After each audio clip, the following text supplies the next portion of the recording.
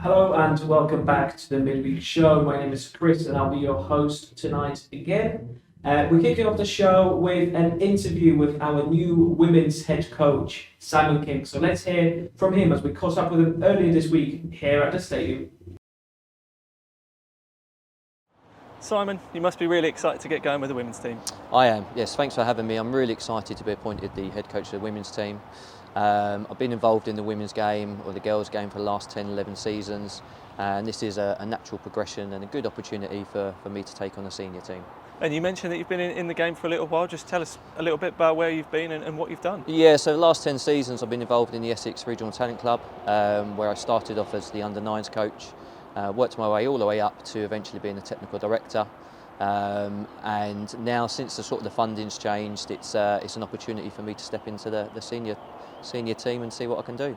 And seeing as you've been there for quite a while, perhaps you know some of the team already? Yeah, funnily enough, one of the girls, or the ladies now, I taught when she was 12.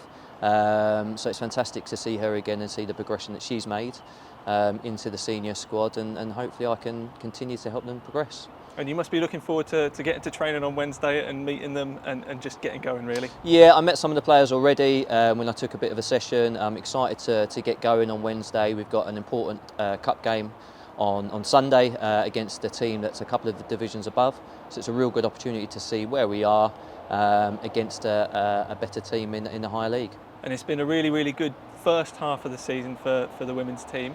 How do you see the second half of the season panning out? Yes, Millie and Carl have been in charge of the team so far. They've done fantastic to get the women to where they are.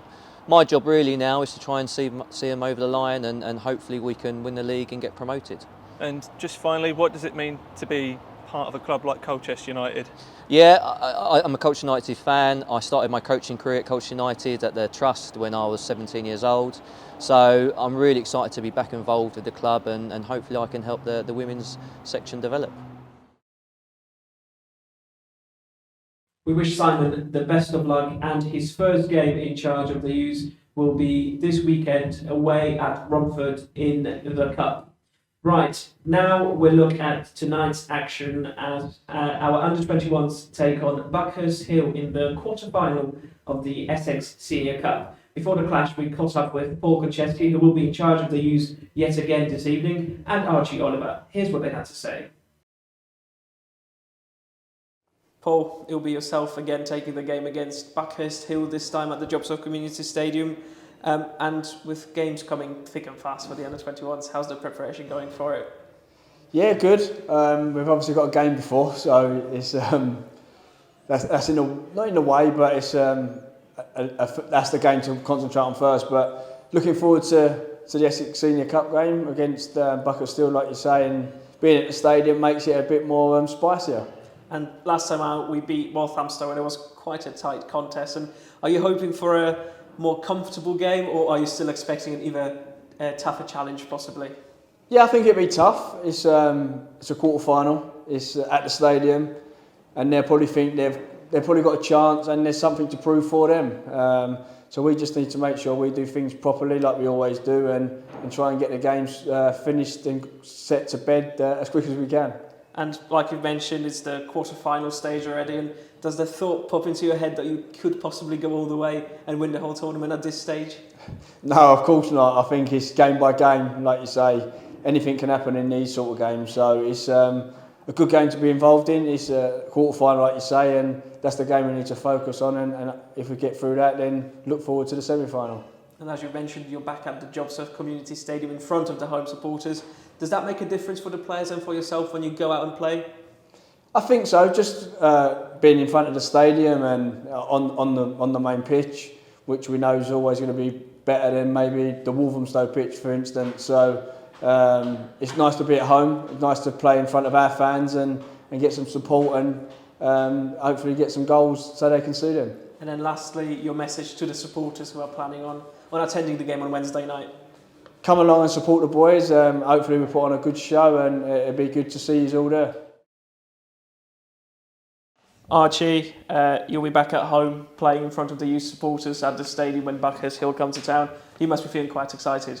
Yeah, 100%. Last Essex Senior Cup game we were away at Walthamstow. Tough game, tough pitch. and it's important that we're back at the stadium, at home. Hopefully get some fans there maybe, and yeah, I'm looking forward to it. And at this stage of the competition, you got to the quarterfinal. Are some thoughts popping into your head thinking, oh, you could actually go all the way and win the tournament? Yeah, definitely. At the start of the season, that was the first thing we spoke about, was Essex Senior Cup, focus on the Essex Senior Cup. And the main goal was to win it, so that's still our aim. We're expected to be here, and I think there's a buzz around the lads and we expect to win, so it's important to us. And you've mentioned Walthamstow. It was a tough game, a tight contest as well. You'll be back at the stadium playing on a better pitch, better surface, and in front of the home supporters. Does that make a difference to you? Does it make it more exciting? Does it make it a better experience for you? Yeah, I think it makes a massive difference. Under the floodlights, at home, it's where we want to play. We want to play at home. I think home and away has a big effect on the games. It was very scrappy last game as well, so hopefully we can get the ball down, start playing our football, our style of play. And yeah, I'm more than confident we can get the win. And at this stage of the competition as well, does it make it more exciting to play in the quarterfinal or not? Yeah, definitely. I feel like the further you get on in the competition, the more competitive it gets, of course, but also the more exciting it gets. You're getting close to the final, you're getting close to, hopefully more fans are there because it's a bigger build-up. So yeah, it definitely gets more important as we go on. And you mentioned the fans there. What would be your message to the supporters who are planning on attending the game on Wednesday? Yeah, expect a good performance, hard work, and expect Colchester United playing style.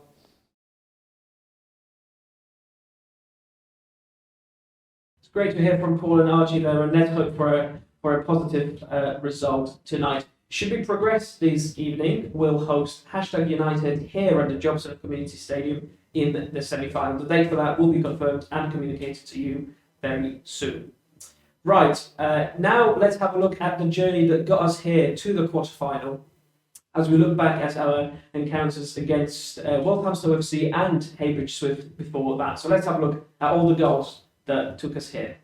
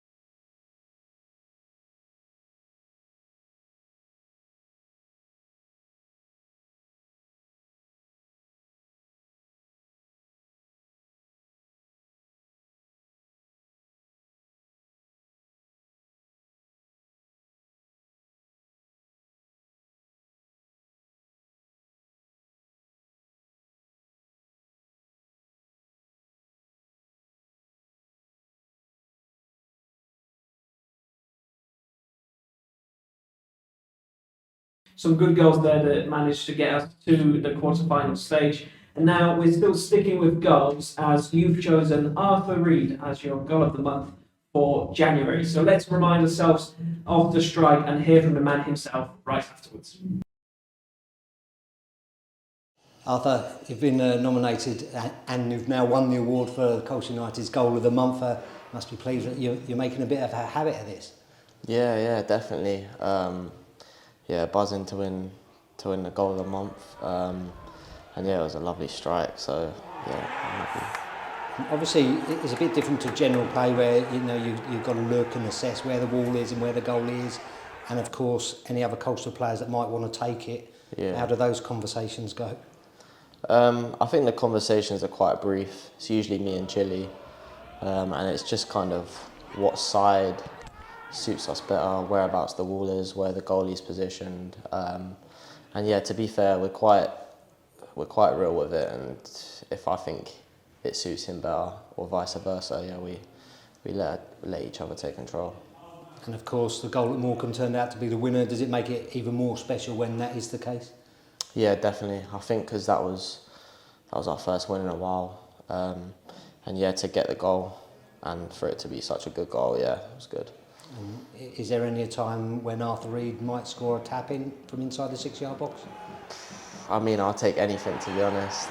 But yeah, the better the goal, I mean, I'm not going to complain. And obviously, over the last few weeks, you've had new head coaches in place. Danny and Nicky Cowley have come in.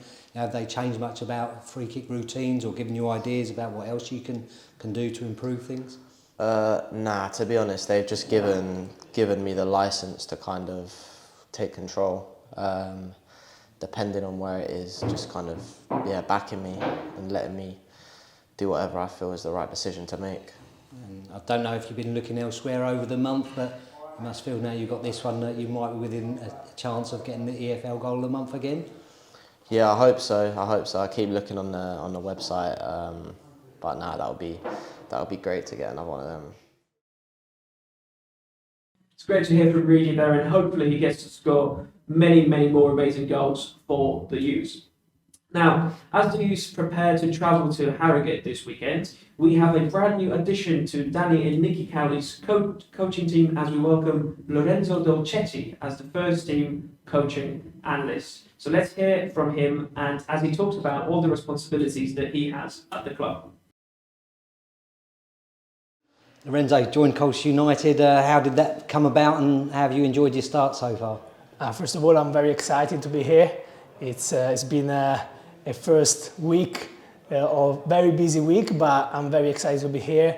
Obviously, it came about very quickly last week. I've worked with Danny and Nicky at Portsmouth, and so we had that connection, and there was a position available at the club, and I didn't think twice. I'm very happy to be here. Yeah, and was it the fact that you'd worked with them before and knew exactly what they'd want from you and what you'd want from them makes it much easier to make a transition to a new club? Yeah, absolutely. I think especially when you get into a job mid-season, having already the relationship and being aligned in the way you want to work makes it easier. So for sure, having had the experience with them at Portsmouth helped us get things going very quickly here. Yeah. And there's not too many people that do all of both roles in when they're getting their qualifications, when they're learning courses, coaching and analysis. But which side of it do you like best, or is it an equal amount? I prefer coaching, but I really think as like analysis and coaching being very linked together. So I think nowadays there's no coaching without analysis, and there's no analysis without coaching. So I'm very happy to be here and to do this hybrid role where I can help the players and the coaches off the pitch with the analysis, but also being on the pitch and develop them on the grass. Yeah, and your background obviously, you came over from Italy quite young, wanting to learn about different things and study over here. And what made you choose England to come to? Well, I think at the moment England is the top of the pyramid in terms of football. Maybe 20 years ago it was Italy.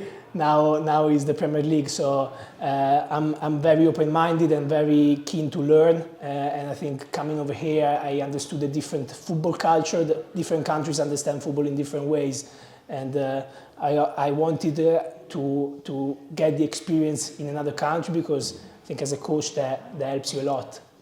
And obviously there's a football background in your family as well. Yes. I'm lucky to have my dad, former player. He played in Serie A when Serie A was good Serie A, and then obviously as assistant manager at Juventus with Allegri, it's very useful to have him and to speak to him, to listen to him, and to speak about football a lot. It's very good. And obviously you had your first game on Saturday, a home game as well, decent atmosphere, an amazing game for the neutral, but plenty for you to look at coaching and yes, analysis-wise. Roller coaster. Yes, we are happy in the end. I think it was a good performance, especially in the second half. It was an emotional roller coaster for sure. And I suppose it's even harder for someone that's just coming in fresh, having to learn the names of all the players and what positions they are and what their strengths and weaknesses are. Yes. I think since Danny and Nicky have been at the club, I watched the game, so I had a good understanding of the squad. It was more getting to know the people around the club, because there's a lot of stuff, and it was more about learning their names and their backgrounds. But so far, so good. I try to memorize everything. It's great to hear from Lorenzo there, and hopefully he'll be a great addition to Danny and Nicky here at Colchester United.